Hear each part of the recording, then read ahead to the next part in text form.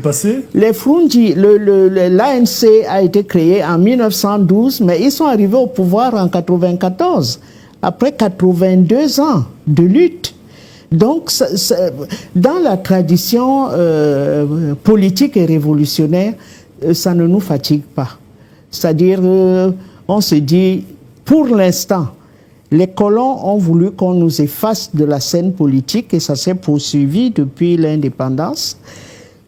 On est effacé. Bon, il y a des UPCistes qui sont des alliés du RDPC, mais ils n'ont pas apporté avec eux un peu de l'idéologie de l'UPC qui était, bon... Vous pensez que l'UPC continue de résister à ce que vous considérez comme étant une chasse aux sorcières de son existence? Mais il y a une chasse aux sorcières. Que je vous dise...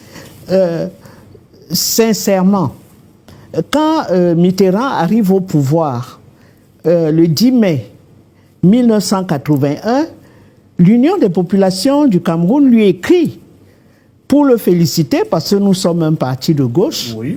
On lui écrit... Mitterrand dans son temps. Mitterrand en 81. Oui, voilà. tout à fait. Et donc on lui écrit et on lui dit que vous savez, on vous écrit parce qu'on est de la même famille politique. On est des socialistes et on vous signale que nous vivons une dictature féroce. Et Mitterrand a répondu à cette lettre de la direction de l'UPC. Il nous a remerciés et il a dit « Je connais votre situation, le moment venu, je m'en occuperai ». C'est à ce moment-là que l'UPC a pris la décision de faire rentrer tous ceux qui peuvent rentrer au Cameroun. On fait un congrès en mai 82 et à la surprise générale, le président Ahidjo démissionne en novembre. Et nous écrivons la première lettre qu'on écrit, c'est à Paul Biya, une lettre de soutien pour l'encourager à aller vers la démocratie et lui dire de ne pas suivre les pas de son prédécesseur. Il ne nous a pas répondu. Mais quand Mitterrand l'a convoqué en début 83, dès qu'il est arrivé à l'Élysée, le président lui a dit « Bon, je connais la situation chez vous. Vous dites quoi? Il y a beaucoup de gens qui sont exilés. Il faut qu'ils rentrent et il faut faire la démocratie. » Et c'est là que Biya décide que, bon, je ne peux pas faire la démocratie pour l'instant parce qu'il y a 250 ethnies. Par contre, tout le monde peut rentrer et c'est comme ça que nous, on est rentrés. Alors, pour rester dans le sillage, n'est-ce pas, de cette histoire politique et des engagements de l'Union des populations du Cameroun, on a perçu dans ses premiers propos l'engagement de la militante ferme qui reste ancrée dans ses convictions autour de l'UPC. Oui, c'est ça. Le regard que vous portez aujourd'hui sur la scène sociopolitique nationale, commençons déjà par évoquer la question des libertés publiques. Justement, vous parliez de ceux qui étaient exilés, du régime sous Ahidjo. Aujourd'hui, quel est le regard que vous portez quelques 30-40 ans après? Ah, les libertés publiques, vous savez, le président nous a dit qu'on pouvait rentrer, mais après, il nous a tous mis en prison. Donc... C'était sans motif?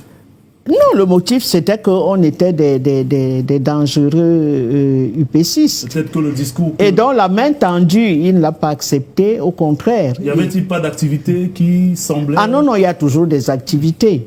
Mais ce qu'il faut savoir, c'est que le parti qui vous tend la main, qui vous dit « nous allons collaborer avec vous si vous allez dans le sens de l'instauration de la démocratie ». Cette lettre, il n'a pas répondu à notre lettre. Malgré tout, on est rentré et on a commencé à faire nos activités en clandestinité, mais il nous a tous mis en prison. Dans le cas qui vous concerne, vous avez connu la prison dans cet épisode-là.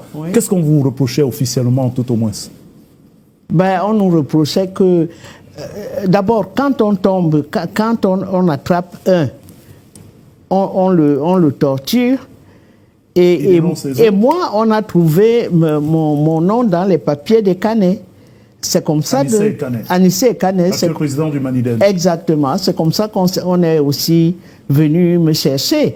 Mais entre-temps, il faut que je dise quand même qu'en 83, il y a une grosse crise qui a éclaté entre le président Ahidjo et le président Paul Biya. Pourquoi? La crise hiérarchique. Oui. Parti politique et président de la République, président du parti unique et président de la République. Parce que quand le président prend donc ses engagements à Paris, le président Ahidjo qui est à Yaoundé, en tant que le président Biya est en train de prendre des engagements et il se fâche, il fait venir la presse officielle, il fait venir Cameroun Tribune et il dit ouvertement que le parti est au-dessus de l'État. C'est-à-dire que c'est le parti qui définit la politique et l'État applique. Évidemment, l'UPC, le Sonsan, n'a fait qu'un tour. On a fait une déclaration violente contre cet aspect. Mais ce que Ahidjo a dit était vrai, parce qu'au congrès de 75, Ahidjo a réaffirmé, au congrès de Douala en 75, il a réaffirmé haut et fort que c'est le parti qui définit la politique et l'État applique. Donc pour dire que les engagements de Paul Biya, ce ne sont pas des engagements du parti. Donc il ne connaît pas bien le parti. Peut-être qu'il faudrait rappeler à nos téléspectateurs que bien que le président Amadou Ahidjo avait démissionné, il gardait la tête de l'UNC et donc président de l'UNC. Et notamment, ça devrait donc être le parti et donc lui à la tête qui définirait la politique. Il dit qu'il n'avait pas à le dire parce que c'est lui qui définit la politique du pays. Donc l'UPC réagit violemment et on fait une déclaration, on dépose à Radio Douala, il n'y avait pas de télé.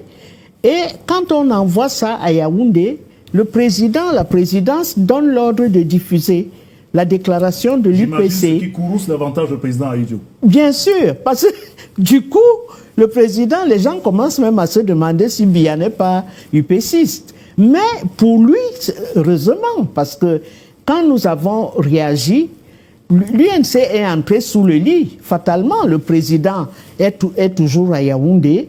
L'UNC n'a rien dit. C'est nous qui avons parlé. Qu'est-ce qui se passe donc?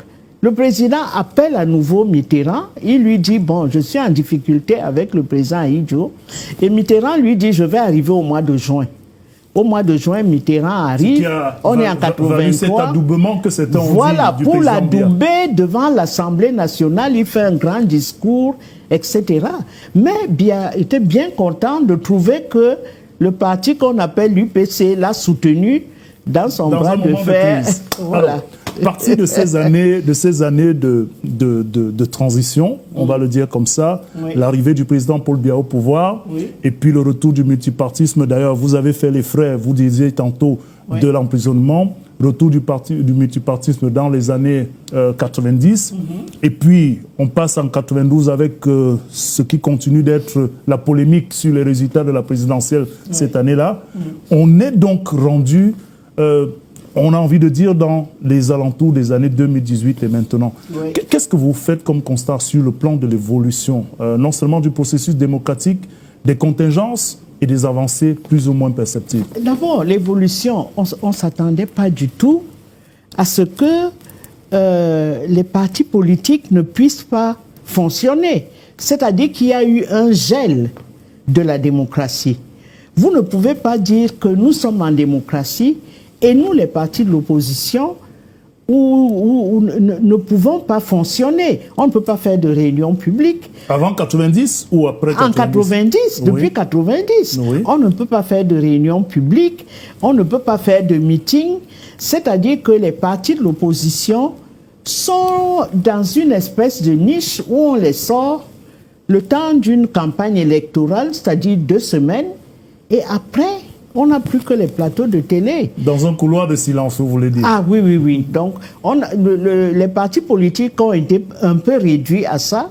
Et c'est donc sur les plateaux qu'on apprend ce que pense tel parti ou tel autre parti. Mais est-ce que vous pensez que ces formations politiques ont suffisamment creusé dans la structuration de la mémoire collective, mais surtout aussi dans la capacité à faire un contrepoids? On a souvent parlé des dissensions au sein de la classe politique, avec une incapacité justement à se mettre ensemble, à tenir le bon combat. Oui, mais ça c'est ce qu'on dit. Mais on a fait 6 mois de ville morte. Hein. On était unis comme les 5 doigts de la main. Là, vous parlez de 90. En 91. 90, 91. Oui. On était unis. Vous pensez que cette union que vous décrivez existe aujourd'hui? Ça a volé en éclats. Il y a eu le CNRR, la coalition de 2004. Qui n'a pas tenu? Qui a volé en éclats. Elle a volé en éclats, pourquoi? Parce que Frunzi estime qu'il a un électorat puissant et qu'à ce titre, quand on fait une coalition, il ne doit pas être éliminé au motif qu'il ne parle pas français. C'est pas à lui de s'aligner alors qu'il dit avoir le potentiel électoral. C'est que c'est comme ça, les coalitions en Europe et tout. C'est le parti qui est le plus puissant qui est devant. Les autres viennent derrière. Et donc, dans ce sens-là... Sauf que certains lui reprochaient de n'avoir pas posé ce préalable avant le début des négociations. Non, ce n'est pas ça. Ils ont fait une plateforme en disant il faut que tu sois parfaitement bilingue. Frunzi n'était pas bilingue. Mais Frunzi estimait que, comme on a 2 langues nationales, il a la liberté de s'exprimer en celle qu'il maîtrise le mieux. Qu'il maîtrise le mieux. Donc, on lui a dit non, ce n'est pas possible. Et le Frunzi a dit non. Vous tous qui êtes autour de moi, là, vous voulez mon électorat. Et mon électorat est puissant. Alors, si je ne suis pas devant, je claque la porte. Et c'est ce qu'il a fait. Alors, entre 2004 et 2018, on a fait face aussi à ces balbutiements ou cette incapacité de l'opposition à se mettre ensemble. Et aujourd'hui, on parle des alliances comme celle de l'APC et l'autre portée par le docteur Billet. Est-ce que vous n'avez pas l'impression que les mêmes causes produisent les mêmes effets finalement au sein de l'opposition? Non, c'est-à-dire qu'aujourd'hui, moi j'ai rencontré Billet. Aujourd'hui, ce que les partis veulent faire, c'est une transition. Or, Biya n'a pas encore dit que c'est l'heure de la transition. Quand le président qui est aux affaires ne dit pas qu'il y a une transition, vous décidez qu'il y a une transition. Et puis quand vous débattez, vous vous rendez compte que il faut que Biya dise que l'heure de la transition a sonné. Alors on y va. Mais ce n'est pas le cas. Maintenant, il faut respecter, c'est-à-dire il faut être dans une situation où il y a des coalitions. Et quand il y a des coalitions, ça donne un plus pour avoir des chances de battre le candidat du RDPC. Et donc, s'il n'y a pas ces coalitions-là, on ne peut pas espérer faire Mais qu'est-ce qui fait problème de votre point de vue? Rendu aujourd'hui, à la veille de 2025, c'est une échéance importante. Comment justement faire en sorte que l'opposition franchisse le cap, fasse justement cette action vers la coalition, les alliances que vous semblez décrire comme étant la solution magique? Oui, ça a fonctionné en 92. Maintenant, ça a du mal à fonctionner parce qu'il y a des égos toujours plus forts. C'est-à-dire que tous ceux qui sont là, tous ceux qui disent on va faire une coalition autour d'un tel, du moins, celui qui est l'auteur de la coalition, il espère bien que ce sera lui, le porte-drapeau de la coalition. Et puis, on entend que non, telle coalition, finalement, a sauté parce qu'on ne sait pas. On n'arrive plus à faire une coalition. Pourquoi? Parce qu'il y a beaucoup d'égos qui sont en jeu. Et il y a une chose qui, fatalement, va jouer. C'est qu'il faut qu'il y ait des programmes et peut-être des idéologies comparables qui font que, bon, par exemple, le social-démocrate SIF peut s'allier avec l'UPC. C'est-on parler parfois des alliances contre nature qui, voilà, dans l'essence, ne peuvent pas aller dans le même sens au sein de ces alliances. C'est vrai, mais quand on veut faire une alliance, quand on a fait la coordination des partis de l'opposition, c'est l'UPC qui a rédigé cette plateforme en clandestinité.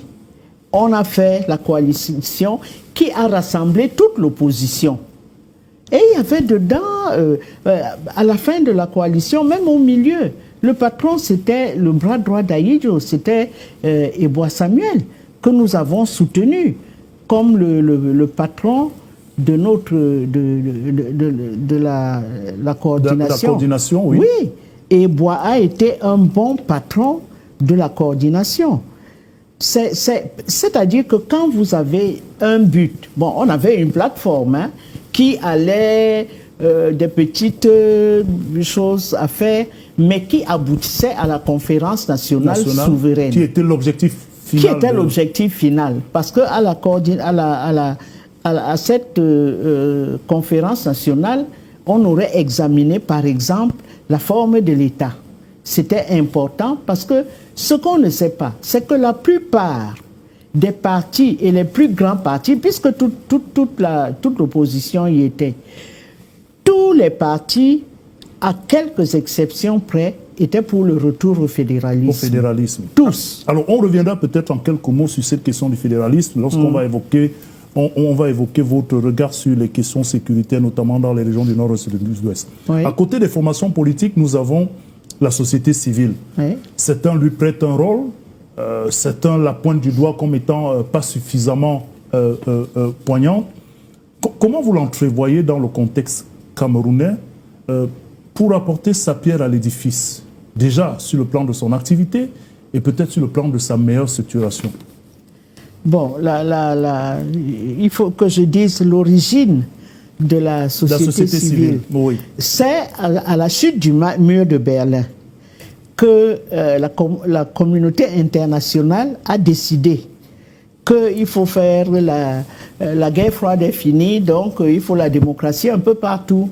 Mais pour qu'il y ait cette démocratie, on a érigé la société civile comme contrepoids, comme sentinelle de la démocratie. Donc, aujourd'hui, la société civile a un poids énorme. Vous pouvez arriver au REDAC et trouver qu'un représentant de la Commission des droits de l'homme de l'ONU, basé à Genève, est de passage. Il est venu voir la société civile camerounaise. Donc, cette société civile a un poids certain. Quand il y a eu l'affaire de Garbou, oui, l'État a dû reconnaître qu'il y a eu des problèmes. Donc, cette société civile, elle est soutenue par la communauté internationale, et notamment l'ONU. Vous ne pouvez donc pas faire en sorte qu'on menace la société civile.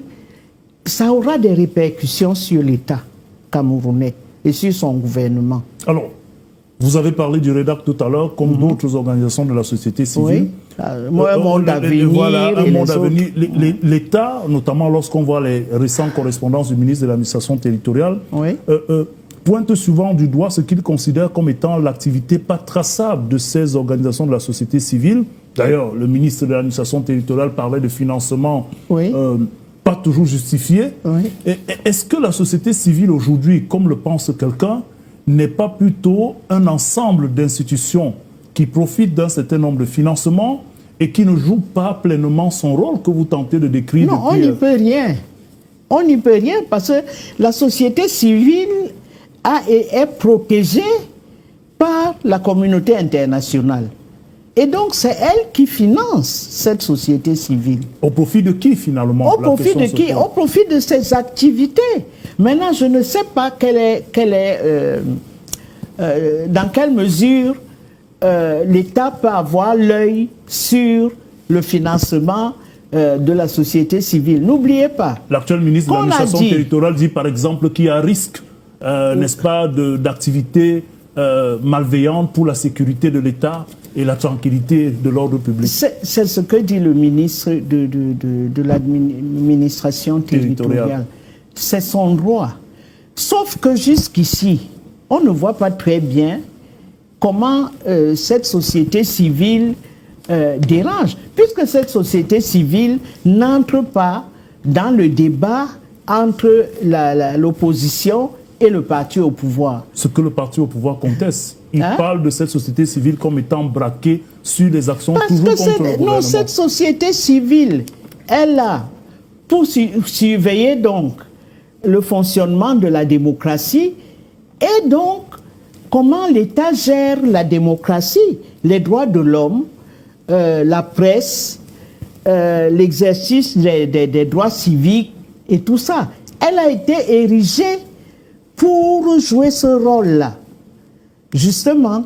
Alors, l'État, notamment, et l'administration lui repose souvent de ne pas pointer du doigt, notamment dans les situations de crise dans le nord-ouest et le sud-ouest, les exactions qui viennent des groupuscules et des bandes armées qui sévissent de ce côté-là, et donc un comportement totalement en charge contre l'État. Ça, c'est vrai que l'État reproche à la société civile, notamment les organisations des droits de l'homme, le fait qu'ils soient un peu plus frileux quand ce sont les séparatistes qui attaquent.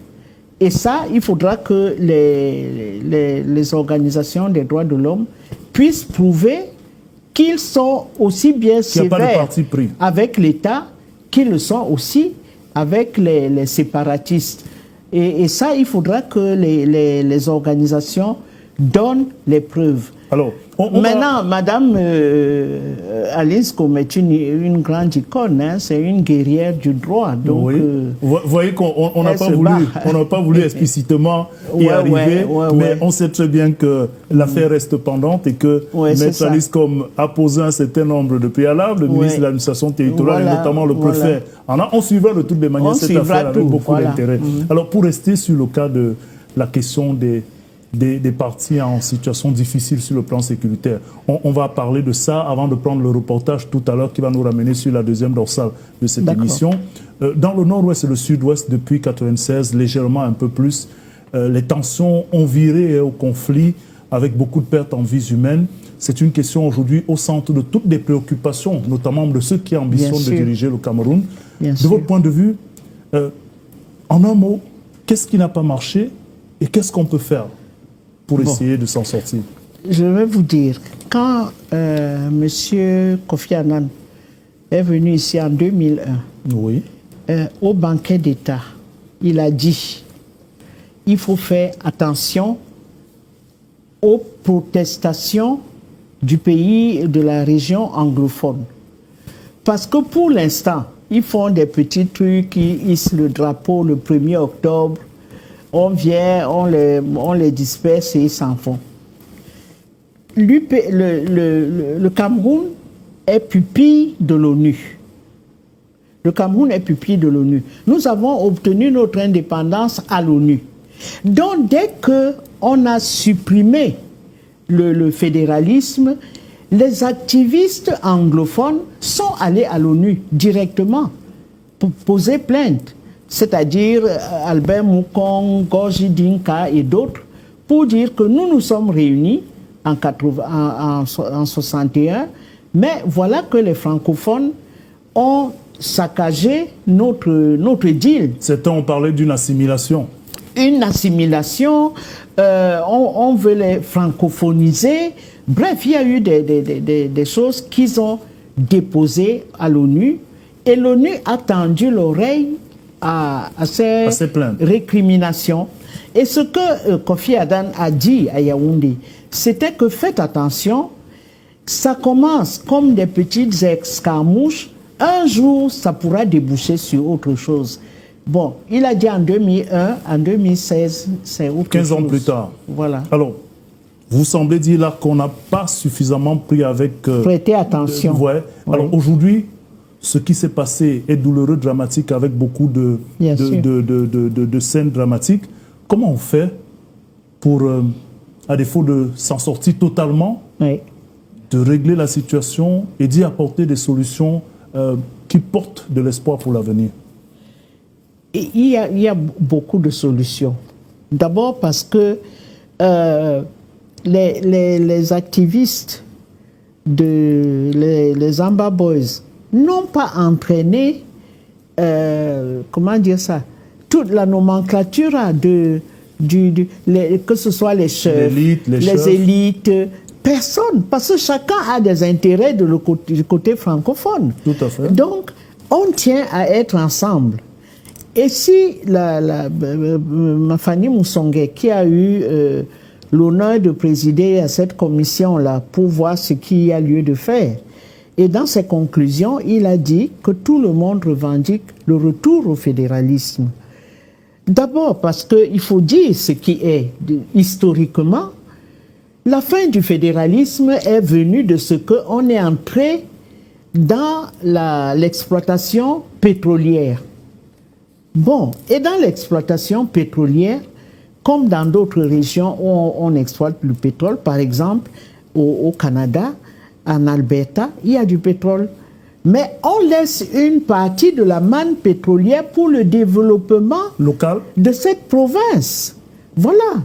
Et ce que les anglophones nous reprochent, c'est que le pétrole est dans le sud-ouest. Mais ils ne sont nulle part.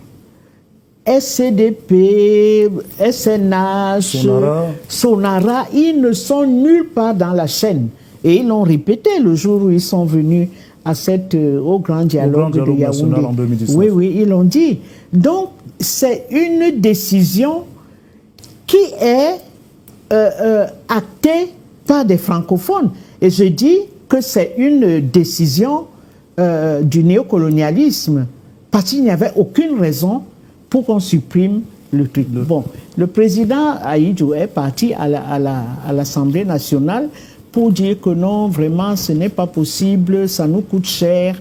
Deux États fédérés. Oui, on a d'autres objectifs.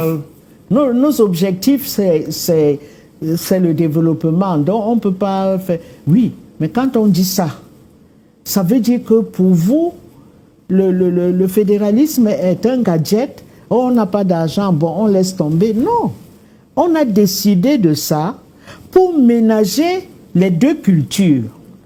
C'est pour ça qu'on a fait le fédéralisme. Donc vous ne pouvez pas, au détour d'un truc, mais c'était une décision inopportune de votre point de vue. Non, ce n'est pas une opportune. C'est du néocolonialisme qui a voulu que la France nous pousse à renoncer au fédéralisme.